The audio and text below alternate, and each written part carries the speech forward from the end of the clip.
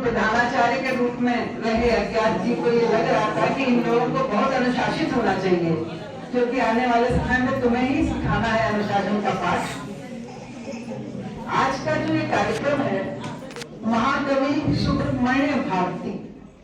सुब्रमण्यम नहीं है, सुब्रमण्यम कहने से बहुत बार राजनेता सुब्रमण्यम स्वामी का नाम आ जाता है, लेकिन सुब्रमण्यम भारती नाम है आपका। आप 18वीं शताब्दी के उत्तरार्ध में तमिल में पैदा हुए एक ऐसे कवि थे जिन्होंने बनारस में रहकर साहित्य की साधना की। उनके साहित्य के तमाम जितने भी उनके ग्रंथ थे, उनका नाम अज्ञात भाई साहब ने लिया, उनसे आपका परिचय कराया, उनकी रचना से परिचय कराया। हमारे स्वमुंशी जी ने भी उनकी एक रचना पढ़ी। क्योंकि हम लोगों के इतना अभी तक वो पठन पाठन में नहीं थे, इतना हम लोग सहज नहीं है उनके बारे में। कल मुझे भी जब यहाँ का आमंत्रण मिला तो मैंने भी गूगल खोलकर उनकी कुछ रचनाएं पढ़ी, लेकिन खुशी की बात यह है कि उनके काव्य को पढ़ने के बाद जो बात समझ में आई वो ये समझ में आई कि भाषा के माध्यम से स्थान, भौगोलिक परिस्थितियां और बोलने के तरह तरह के उच्चारण के स्थानों के बावजूद हम लोग एक रूप में कैसे बनकर कार्य करते रहे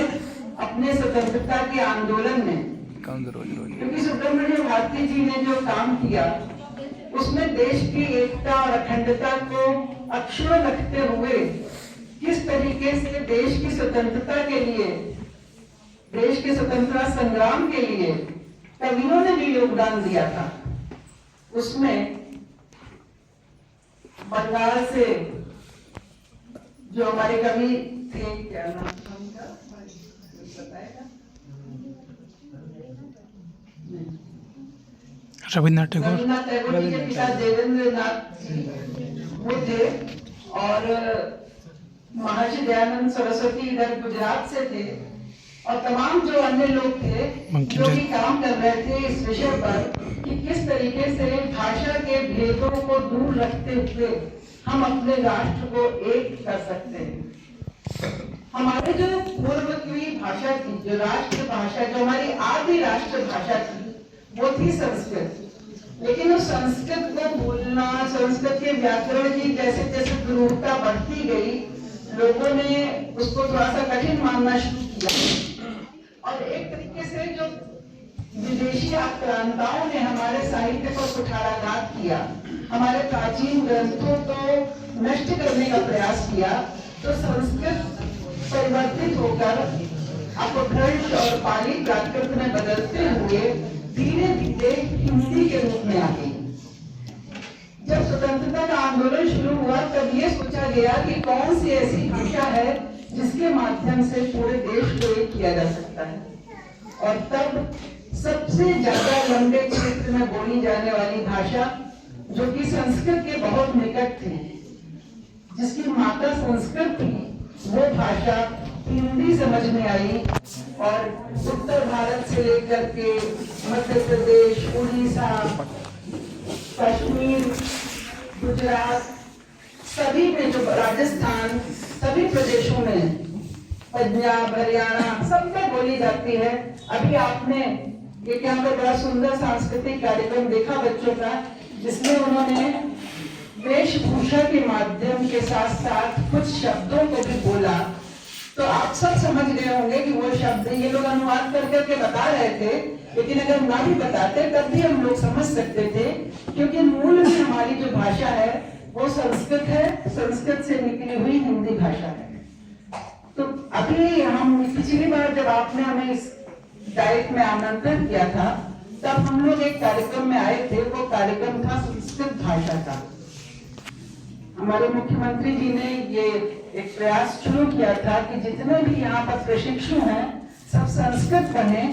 क्योंकि संस्कृत में ही हमारे सारे मूल ग्रंथ हैं, हमारे वेद, हमारे उपनिषद, हमारी स्मृतियां, और जो हमारा मूल ज्ञान है, जो हमारे सभ्यता और संस्कृति को जताने वाला, समझाने वाला जो हमारा मूल ज्ञान है वो संस्कृत में है। और हिंदी भाषा संस्कृत से निकली है, बंगाली आपने देखा, बहुत से संस्कृत के शब्द हैं। जो संस्कृत जानता है वो पंजाबी भी समझ सकता है, वो बंगाली भी समझ सकता है, वो उड़िया, असमिया, भोजपुरी, उपबोली है जो भोजपुरी, उड़िया, असमिया बिहार की, उन सब भाषाओं को हम समझ सकते हैं। हमारी भाषाओं को समझने के लिए हमें हिंदी भाषा, उसकी 5 उपभाषाएं, उनकी तमाम बोलियां, जिनको कि अभी आपने आला के माध्यम से कन्नौजी बोली को देखा, बुंदेली का भी आपने सुना। तो हम लोग प्रयास यही करें कि अपने पुराने कवियों के माध्यम से अपनी प्राचीन संस्कृत भाषा को जानने के माध्यम से ऐसी भाषाओं से जुड़ें जो हमारे देश में सर्वत्र बोली जाती है, और विविधता के माध्यम से एकता को समझने में, देश को एक सूत्र में पिरोने का काम जो कर रही है संस्कृत भाषा, उसको पढ़ने के साथ साथ हिंदी के माध्यम से अपनी भावनाओं को व्यक्त करना ज्यादा आसान है चूंकि, इसलिए उसको भी पढ़ें और तमाम भाषाओं को एक समझते हुए, भाषा के भेद पर ध्यान न देते हुए, जैसे कि वो एक गाना है कि प्रांत प्रांत से टकराता है, भाषा पर भाषा की मार,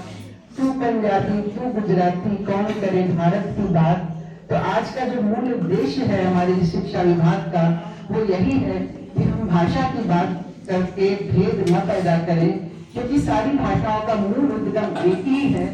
वो संस्कृत है, उसे पढ़ें और उसके साथ साथ तमाम भारतीय भाषाओं को पढ़ते हुए अपने देश को एकता और अखंडता में बांधे रखने का प्रयास करें। यही मेरे ख्याल से आज के इस कार्यक्रम का मूल उद्देश्य है। आप सबने इस कार्यक्रम में मुझे बुलाया, आप सबका बहुत बहुत आभार।